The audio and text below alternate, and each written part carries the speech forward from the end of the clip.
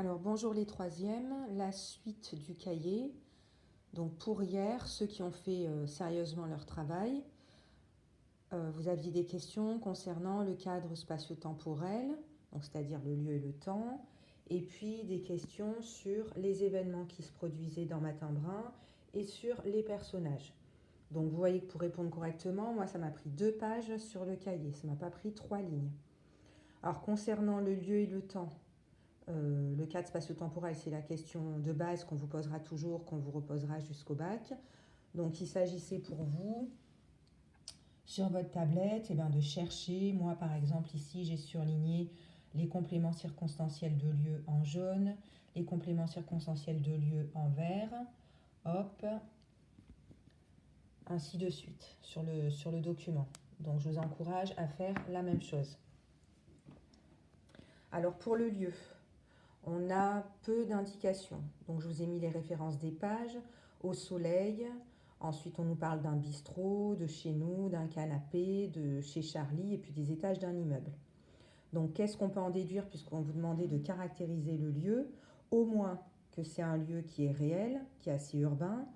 On a un immeuble, un café, une bibliothèque. En revanche, on n'a jamais le nom d'une ville qui soit mentionné, on n'a jamais le nom d'un pays qui soit mentionné. Donc ça fait de ce récit, de cette courte nouvelle, un récit universel. Concernant les indices de temps, on en a un petit peu plus. Alors je ne vais pas tous vous les relire, vous les voyez là, il y en a vraiment beaucoup. Là pour le temps, on peut exprimer aussi pour le caractériser que l'époque semble moderne, puisqu'on a une télé, on a une Coupe du Monde qui est assez récente, on a la radio. En revanche, il n'y a aucune ville qui est nommée concernant le lieu, il n'y a aucune date qui est donnée concernant l'époque. Donc, cela pourrait se passer n'importe quand et on va dire que c'est atemporel. Si on s'interroge sur la durée de l'action, combien de temps dure cette nouvelle? Donc il n'y a pas d'indice précis. Au niveau de la durée de l'action, je dirais que ça semble se passer entre 2 semaines et un mois, mais c'est difficile à dire. Ça ne se passe pas sur une année toutefois. Donc voilà, on a caractérisé le lieu, il est universel, il est moderne, urbain. On a caractérisé le temps, il est atemporel, mais il semble lui aussi assez moderne. Ensuite, je vous ai une question sur ce qui déclenche l'action. Ce qui déclenche l'action, vous l'avez appris depuis la primaire, c'est ce qu'on appelle l'élément perturbateur.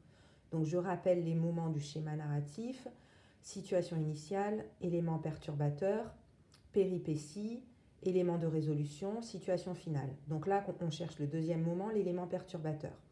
Alors il semblerait que dans le texte, ce soit le moment où les deux amis sont tranquilles au soleil et tout d'un coup, Charlie annonce l'euthanasie de son chien et ça crée un malaise dans la discussion et c'est ce qui va lancer le récit. On peut remarquer que cette mort est complètement absurde puisque normalement on ne tue pas un animal qui est en bonne santé juste parce qu'il n'a pas la bonne couleur de pelage. Et ça, c'est au lecteur de se le dire. On retrouve la notion d'implicite dont on a déjà parlé et que vous avez sur le magazine de cours. On comprend ou on doit comprendre que les deux personnages sont dans un processus de soumission à des lois qui sont absurdes. Personne aujourd'hui ne dirait il faut tuer un chien parce qu'il est de telle ou telle couleur. On en vient à la deuxième partie du questionnaire qui concernait les événements. Donc vous voyez que je les ai mis sur un petit calepin. Les événements, il y en a, comme le texte est court, vous ne devez pas en trouver une cinquantaine, c'est évident. Donc j'ai résumé en 7 événements, peut-être que vous en avez trouvé un petit peu plus. D'abord la discussion amicale, ensuite l'annonce de la mort du chien, les retrouvailles des deux amis et l'annonce de la censure du quotidien de la ville, ensuite la censure des livres, puis ils se retrouvent chez eux et découvrent qu'ils ont remplacé tous les deux leurs animaux, et très rapidement arrive la rafle de 500 personnes dont Charlie fait partie, et enfin l'arrestation probable du narrateur le lendemain matin lorsqu'on tape à sa porte. Et chacun de ces événements, c'était une des questions aussi, était associé à l'adjectif brun. Donc ça, c'était évident, j'espère que tout le monde l'a trouvé. Concernant les personnages, alors normalement, dans un récit, j'ai beaucoup à dire sur les personnages. Et là, vous vous rendez compte que ce n'est pas du tout le cas. Alors on sait simplement que ce sont deux hommes, le narrateur dont on n'aura jamais le nom puisque c'est lui qui raconte et son ami Charlie. On sait qu'ils sont donc amis, qu'ils sont célibataires. Ce sont des individus lambda, c'est-à-dire des individus, ça pourrait être n'importe qui. Lambda, c'est une lettre grecque et c'est l'expression pour dire c'est un événement lambda, un lieu lambda. Retenez-la. Leurs loisirs, qu'est-ce qu'ils font en général? Eh bien, ils regardent la télé, ils boivent le café, parfois le pastis, ils s'intéressent au tiercé, ils s'intéressent au foot et puis ils aiment leurs animaux. Et vous vous rendez compte que ça pourrait être n'importe qui.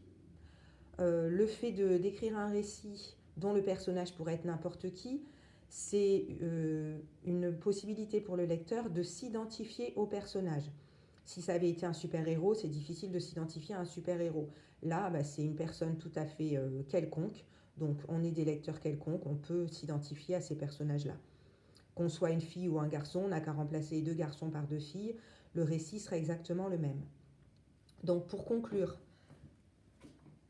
on a un récit qui est universel, on a un récit qui est atemporel, et on a un récit où le personnage, lui aussi, est complètement universel, pour être n'importe qui. Donc c'est, pour la conclusion, c'est l'objectif de Frank Pavlov, pouvoir exporter son récit dans tous les pays et que personne ne soit arrêté par le fait qu'on parle d'une ville ou qu'on parle d'un moment particulier, pouvoir se dire que ce récit, on pourra le lire dans 100 ans et que ce sera encore lisible. C'est la vertu de ce récit, donc universel, atemporel et complètement possible pour le lecteur de s'identifier au personnage. Voilà, corrigez bien vos cahiers, faites des pauses sur la vidéo, vous avez tout ici et prenez le temps de rédiger. À jeudi.